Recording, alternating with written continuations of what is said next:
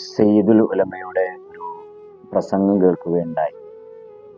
ഒരാൾ ഷുഗർ മാറണമെന്ന് കരുതി നോമ്പ് നോറ്റ് കഴിഞ്ഞാൽ ഷുഗർ മാറും എന്നല്ലാതെ അവനിക്ക് അള്ളാഹുവിന്റെ ഭാഗത്തു നിന്നൊന്നും കിട്ടുകയില്ല എന്ന്. എത്രമാത്രം അർത്ഥവത്തായ വാക്കുകളാണ്. നബി സല്ലല്ലാഹു അലൈഹി വസല്ലം പറഞ്ഞിട്ടുണ്ട്, സൂമു തസിഹു, നിങ്ങൾ നോമ്പ് നോൽക്കണം, ആരോഗ്യം വീണ്ടെടുക്കണം.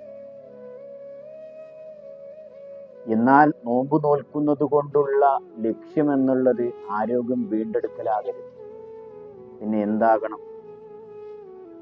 അള്ളാഹുവിന് വേണ്ടി ഖാലിസായ ഈമാനോടുകൂടെ, തനിച്ച ഈമാനോടുകൂടെ നോമ്പ് നോൽക്കുക എന്നുള്ളതാണ്.